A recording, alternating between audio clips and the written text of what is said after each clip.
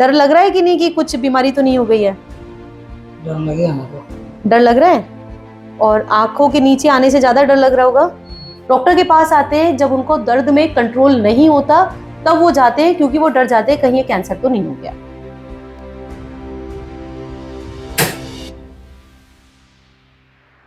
तो मुंह या गाल में सूजन आना ये होता है दांत के इन्फेक्शन की वजह से, जो हमारे पास हर दिन एक केस आता है।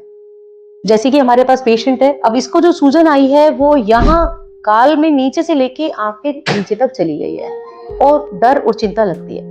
पर जब भी हमने देखा है कि सूजन आती है तो लोग अक्सर क्या करते हैं, सबसे पहले घरेलू उपचार करते हैं, उसके बाद नजदीकी स्टोर से दवाई लेते हैं और फिर वो बाहर से सिकाई करते हैं। पेशेंट को ये भी नहीं पता रहता है कि वो जो इलाज कर रहे हैं उससे उनकी जो स्थिति है वो और खराब हो सकती है।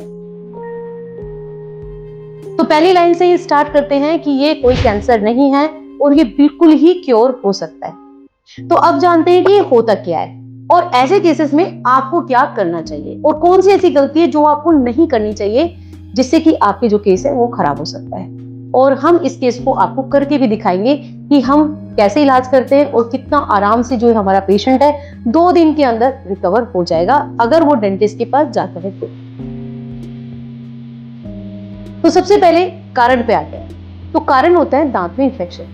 अब आपको कैसे पता चलेगा कि ये दांत का इन्फेक्शन की वजह से है? साधारणतः हमने देखा है कि ये जो पीछे के जो आपके मोलर होते हैं, यानी कि जो चौवा या जाड़ जिसको बोलते हैं, उनमें ज्यादा देखा जाता है। जिन भी दांतों में खाना फंसता है, आप इग्नोर करते हैं कि खाना इधर की जगह इधर से खा लेते हैं, धीरे धीरे वो जो खाने की वजह से आपका दांत सड़ता है, हमारे दांतों में नलियां होती है जो सीधा उस दांत के हिस्से को हड्डी तक पहुंचाती है। हड्डी घिरा होता है आपके सॉफ्ट टिश्यू से, यानी कि गाल से, चमड़ी से घिरा होता है। कभी कभी आपकी इम्यूनिटी लो हो जाती है, फाइट नहीं कर पाती है, तो उस केस में वो जो इन्फेक्शन, जो सड़न है, वो आपकी हड्डी में इकट्ठी हो जाती है और वो बाहर में सूजन के तौर पे दिखाई देती है। अगर आप टाइम पर डॉक्टर के पास गए तो डॉक्टर क्या करते हैं, उस इन्फेक्शन को निकालने के लिए दांत में ओपनिंग कर देते हैं। वो होता है सही इलाज। और बाद में डॉक्टर जजमेंट लेते हैं कि इस दांत को बचाए या दांत को निकाल दे।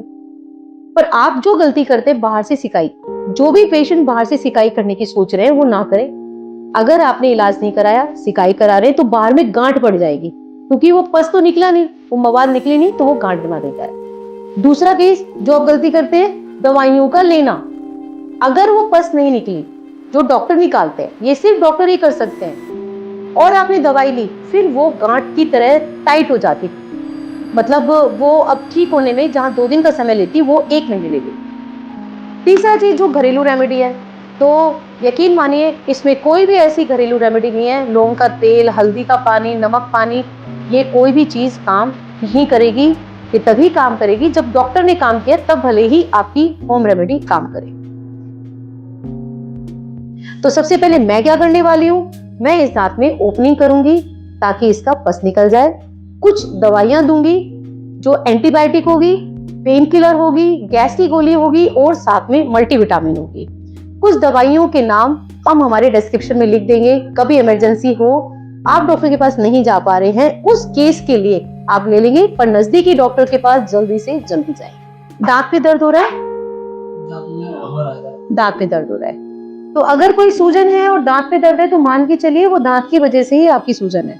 इस पेशेंट के साथ अच्छी बात है कि मुंह अभी भी खुल रहा है। मुंह खोलो, बड़ा मुंह खोलो, मुंह खोलो, तो मुंह अभी भी खुल रहा है। कुछ पेशेंट हमारे पास आते हैं जिनका मुंह खुलना भी बंद हो जाता है, तो वो केसेस भी पूरी तरह ठीक हो सकते हैं। इसमें दर्द ज्यादा हुआ तुमको? इसमें दर्द है? नहीं है। तो जिस दांत की वजह से होता है उसको छूने पे दर्द भी होता है। तो ये हमारा 2 दिन बाद का है जिसमें इसका सूजन पूरा का पूरा चला गया है। अब हम इसका रूट कैनाल करके दांत को बचाएंगे। अगर आपने चैनल को अब तक सब्सक्राइब नहीं किया है तो जरूर सब्सक्राइब करें, क्योंकि हम दांतों से संबंधित सारी जानकारी, कैसे बीमारियों की रोकथाम हो और क्या सही ट्रीटमेंट है आपके लिए, वो हम बताते रहते हैं। अगर कोई वीडियो पसंद आए तो लाइक जरूर करें और शेयर करें, ताकि सही लोगों तक या जरूरतमंद लोगों तक ये बात पहुंच पाए।